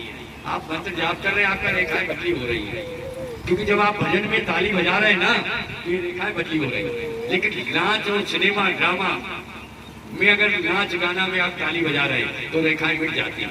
ये बात को भी नोट करेंगे, क्योंकि भाव की बात है। जाती रही भावना जैसी प्रभु मूरत देखी, भाव की बात है। जैसा भाव अंदर होगा ना उसी हिसाब से आपकी रेखाएं बदली होगी, आपका निर्माण हो जाएगा। जैसे ब्रांड के अंदर आप राम राम कर रहे हैं आप लोग 1 घंटा 2 घंटा, तो जो ब्रांड के अंदर पुराने जो संस्कार है वो जल के भस्म हो जाएंगे, वो निकल जाएंगे। जैसे पहले क्या था, टेप रिकॉर्ड होते थे, कैसे कोई दूसरा गाना बदली करना हो तो दूसरा लगाते हुए खत्म हो जाता है। तो आपने राम राम करना चालू कर दिया तो अंदर जो भरा हुआ है वो सब मिटता जा रहा है, सब जल के भस्म हो गया। जब राम राम ज्यादा हो जाएगा अंदर असर भी, तो उठा के दे देगा ईश्वर कि इसको दे दो, मांगने की जरूरत नहीं पड़ेगी, किसी से मांगना नहीं पड़ेगा, सारी व्यवस्था ठीक होने लगेगी आपका। ये बड़ा रहस्य बता रहे हैं, अब वो हम कर नहीं पा रहे हैं। हमारे यहाँ बहुत साहित्यकार है, कथाकार है, बहुत कथाएं सुनते हैं लोग, लेकिन वो बेचारे प्रैक्टिकल कोई नहीं कर पाता। वो तो सुना के चले गए, 7 दिन 9 दिन आपने कथा सुना, बहुत अच्छा लगा, लेकिन उसके बाद में खाली रह जाते हैं हम लोग। अपनी बैटरी को चार्ज करना है, जैसे कि हम लोग रिसर्च क्यों होते हैं, ये बहुत समझने का विषय है, बहुत गूढ़ विषय है। बैटरी हम लोग डिस्चार्ज क्यों हो जाते हैं, हर बात में थोड़ी थोड़ी बातों में डिस्चार्ज क्यों होते हैं? हेलो, बैटरी डिस्चार्ज हो गई, समझिए, चार्ज नहीं है। जैसे मोबाइल आपका चार्ज हो जाए, बात ही नहीं हो पाएगी, तो इसके अंदर बैटरी लगी है। इतने जन्म हमने लिया तो बैटरी कहाँ तक चलेगी? इसको रोज चार्ज करते रहिए, परमात्मा से रोज चार्ज करिए, तो जब मंत्र जाप करेंगे आप तो आपकी बैटरी चार्ज हो जाएगी, आप डिस्टर्ब नहीं होंगे, आप निर्णय शक्ति आपकी बढ़ जाएगी। कोई भी परिस्थिति स्थिति अगर आए भी तो आपको ये विश्वास रहेगा कि मेरा कार्य संपन्न हो जाएगा, वो होगा ही।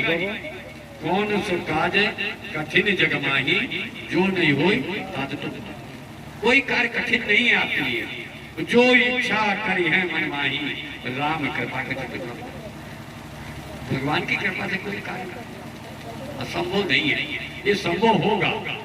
इसलिए हमें ठीक रखना, अपने आप को ठीक रखना। जब हम ठीक हो गए तो सब कुछ ठीक होगा, सब कुछ ठीक होता चला जाएगा। आपका परिवार, बच्चे, समाज, बहुत कंप्लेन होता है कि मेरा पति ठीक नहीं, कोई मेरे साथ ठीक नहीं, अरे ससुर ठीक नहीं है, बच्चे ठीक नहीं है। जमीन उमीन मान लो उन्हें दिया होगा, अब उनको उतना मान सम्मान नहीं, हम लोग तो देते थे मान सम्मान, लेकिन और ज्यादा उनको मालूम चाहिए। क्यों? तो बोले ये लोग बहुत लोग ले जा रहे हैं मंदिर को। तो हमने कहा पिताजी ये सब मत कहिए, किसी को बददुआ मत दीजिए। बोले नहीं नहीं नहीं, सत्यानाश। और कुछ समय के बाद उनका ही सब कुछ बर्बाद हुआ, पुजारी कुछ नहीं हुआ, सब कुछ बर्बाद होते देखा हमने सामने, नष्ट हो गए। और कई महीनों सालों तक वो खटिया में पड़े रहे, सड़े रहे, तो कीड़े तक पड़े। तो ये सब क्या है? बददुआ भी नहीं देना चाहिए। अगर किसी से आपका झगड़ा हो गया है तो भगवान से निवेदन करें कि प्रभु मैं इनके लड़ने लायक नहीं हूँ, आप जाने, आपका खेल जाने, आपका जाने, क्यों मुझे मत लड़ाओ, आप इनको दूसरे से कहीं भिड़ाओ, आप दूसरा छोड़ दीजिए इनके लिए। अगर वो नहीं मान रहे, ज्यादा कुछ आपको परेशान कर रहे, तो आप एक से एक उस्ताद पढ़ा है दुनिया में, आप उनको यही बता दीजिए कि प्रभु मैं नहीं लड़ना चाहती, मुझे क्यों लड़ा रहे हो, आप दूसरे से भिड़ाइए। अगर उसकी नहीं समझ में आ रहा, पहली बात तो निवेदन करेगी सद्बुद्धि प्राप्त हो। अगर सद्बुद्धि नहीं प्राप्त हो रही तो फिर कोई ना कोई मिलेगा उन्हें, वो खुद परेशान हो जाएंगे, वो लड़ जाएंगे कहीं ना कहीं।